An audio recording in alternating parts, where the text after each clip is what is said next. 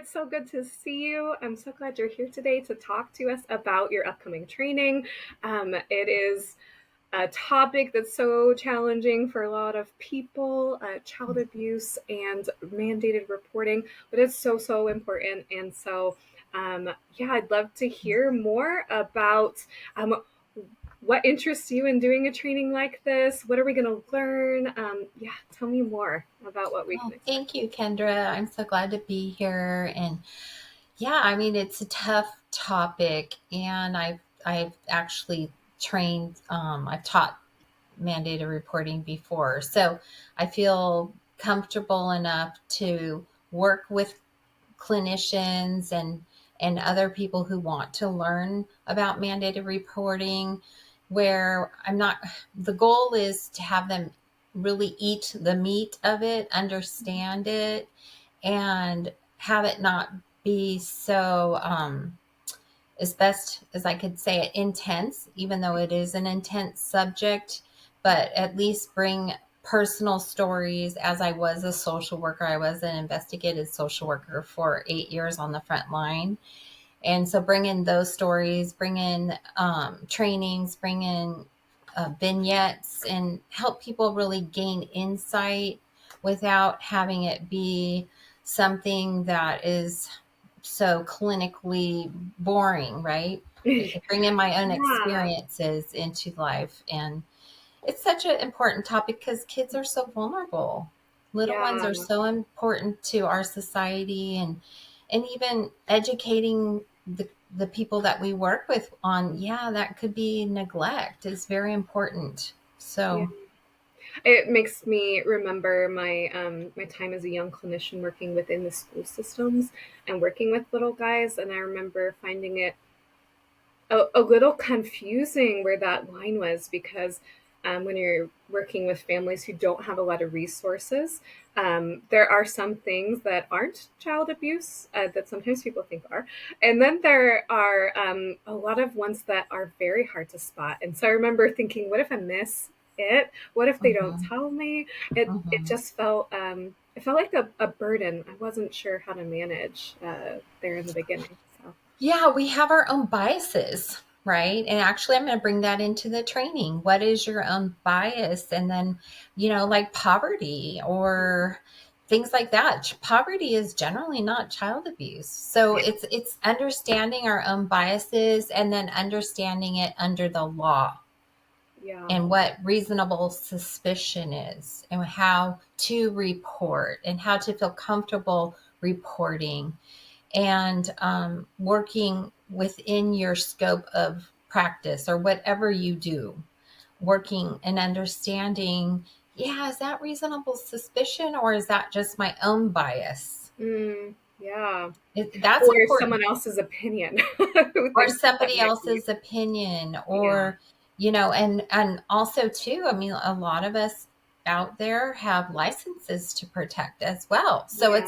it's to protect the children and to protect our own profession, and also to make sure, as we're looking at a little one and working with little ones, running through our minds, okay, are these red flags that I'm seeing, or is mom having a red flag or grandma having a red flag or dad, and looking at caregivers differently. And Yeah. so it's important to have an understanding and yet a training on specific laws in child abuse.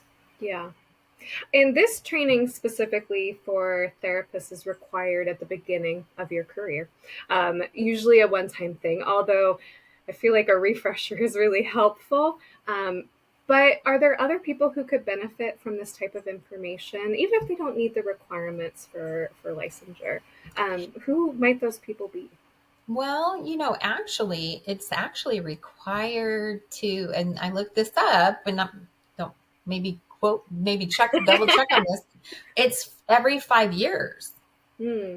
As a Okay. man, a clinician is required to take this mandated reporting class every 5 years. Wow.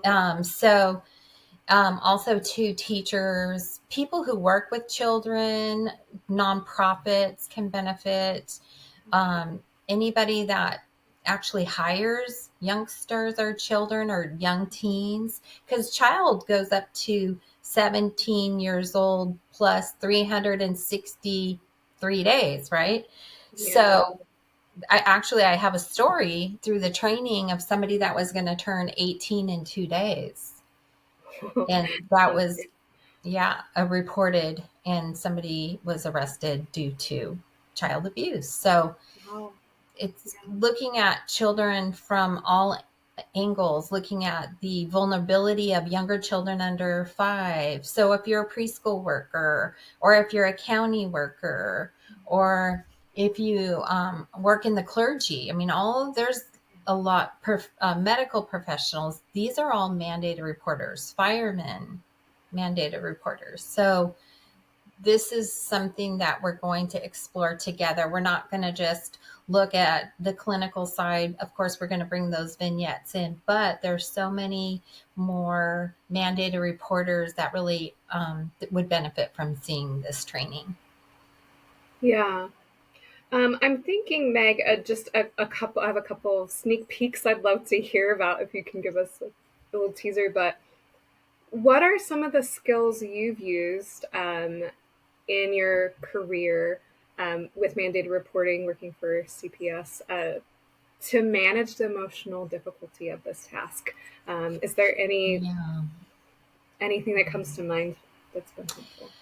It's a lot is leaving your career at the place of employment and Mm-hmm. taking off your badge, putting off your hat, as you leave, and then doing mindfulness training, a lot of comfort and love from family members. Yeah, I've seen very difficult cases, and understanding that if I do run into children that are being abused or neglected, I do also have a duty when I'm not working. So it's learning how to contain any type of trauma that I've seen or trauma that I've heard or witnessed, and then being able to cast that in an area where I don't need to remember it any longer, and living in joy and freedom, and learning how to walk out a different kind of life. And really, it takes skill and practice. And I think being surrounded by people who, when you're off, you're off. If you're with friends and family, you just get to not think about it and not talk about it. And I think that's Yeah. hopeful. But yeah, you see the news media. I mean, there's actually tons of stories that are out in the media where little ones are being injured. And it's important to take some breaths and just realize that you can only do so much. You can only live in this moment, this time, this day. Yeah, and by understanding how to support them when things are over the line, you are doing your part. Yeah. In the profession that we're in, it's important to have resources too. Yeah. And, It occurs to me that frequent mandated reporters, when I was working in a school, it was at least once a month. You get used to that pace, which is unfortunate, but you do. And I'm sure it's more if you're working in places doing investigation. The risk of secondary trauma it's as a true. worker could It's be true. higher. And as a mandated reporter, when you do finish your report and you're able to hand it off to the proper authorities, you're done. Yeah. And so it is learning, well, I'm done with this, and I'm going to leave the results up to CPS or law enforcement, and I get to release that stress. It's Yeah. important. I learned an important lesson about filing a mandated report and then sitting in my car for a little bit, not just driving away, learning how to regulate first, so you don't get pulled over for a speeding ticket because you're still thinking about the case. You're still feeling for those people. I learned, if I do this, I'm going to take a break after. I mean, it's just built into the part of this process so that I can drive away from the situation later. Yeah, as a social worker, you are inundated daily with stories, and so you really learn quickly just to be very much present with where you're at. But as a therapist, it's a different story. You do get dysregulated. It's bringing that story that you just heard into the next session. How do you turn that off? Yeah, because I think it's in clinical practice, unless it's a regular occurrence, it does feel like it's out of the blue. It feels like all of a sudden your day could be good, and it really could be hijacked schedule wise in order to make sure we're doing what we need to and we should be doing. But yeah, there's a lot of complexity. So understanding what we need to do, why the process, I think, is regulating in itself.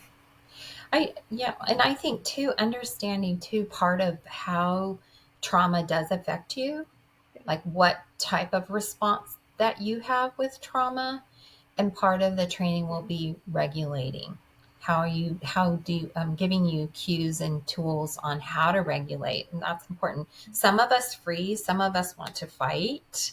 Yeah. Right. Yeah, That's probably absolutely. my more personality is like, wait, that there's some wrong that's done. We need to take care of this. Yeah. And really learning how to balance that as a therapist, as a friend, as a mentor, as a teacher, and then taking some deep breaths and Yeah. really just staying present with yourself is so important. Yeah. Mine sounds like flight, doesn't it? I gotta get out of here. Yeah. Yeah, I mine learned an was important definitely. lesson. Depending on the situation, Yeah. yeah, Yeah. yeah. It's That makes sense. looking back as an 8-year investigator, being That on makes the sense. front line for 8 years, Yeah. it does a lot to your mind, body, and spirit. Yeah. And so, looking back, sometimes I am like remembering that secondary trauma. Yeah. It's Absolutely. important to work through it. Yeah. I was just thinking too about, how many years you spent doing this that's informing your practice now. And I was wondering, is there a time where you made a report or you went through this process and it was really rewarding? Maybe you found out something later in the moment, but you knew, you just felt the value of all this knowledge and all the discomfort to go through it. It's different being on this end. Sometimes the reward is being able to speak with the clients and sharing with them the process of it being sharing with them, yeah, this is neglect, and what I'd like to provide are services, and these are the services available to you, and unfortunately I am going to have to report this. Yeah. um, Most of the time when you're preparing your client, you're educating your client, and you have empathy for your client, because we've all been in places where things get tough, and just explaining to them this is what abuse or neglect or looks like, that's very rewarding as a therapist. Yeah. Educating, providing psychoeducation, so then hopefully they'll connect the dots, and in the future they will stop themselves from. Yeah. Here's the line. It sounds like you don't want to cross it. Let me help you with that. Let me show you So what's too far. in this part of my journey as a therapist, that education is so important. And Yeah. that's really a wonderful part of this training. You can equip yourself to say, hey, these are the red flags I'm seeing, client, and perhaps let's give you some skills to handle life differently. That's why you're here, Yeah. to learn training and coping and how to be a better parent, better um, guardian to these little ones. Yeah. I remember seeing parents who were having their own trauma response, and their regulation and how they handled that was where they crossed the line with their children. And so getting them that support, helping them understand what was happening to them, Mm-hmm. naturally canceled out that boundary crossing. And it's unfortunate that it happens, but we're doing something about it. Some parents don't know. They've Yeah. never been told. And so we don't want to use shame. Yeah. We want to use proper skills and education and provide the psychoeducation for them to move forward and have skills. I mean, really, actually, as a therapist, that's so rewarding, right? When you recognize that somebody maybe needs the help to see it as abuse or neglect. Mm, And it's a great gift to have the skills, the patience, the guidance, the training to be able to present that to clients. yeah. Well, one last question, Meg. This is a challenging topic. You have a lot of experience here, but you could choose not to teach this topic, and not to invest in educating other people on how to do this. Why do you choose to do it? What part of this do you feel passionate about that gets you into this hard material? That's a great question. I am passionate about seeing people improve. Hmm. So, is that the parent, or is that the child, or is that together? So, my hopes are for people to have better lives, to improve connection, to understand their own trauma, to be able to relate to their little ones on a different level instead of saying, they're being disrespectful. Well, maybe not. Let's talk about, you as a parent and their brain development, right?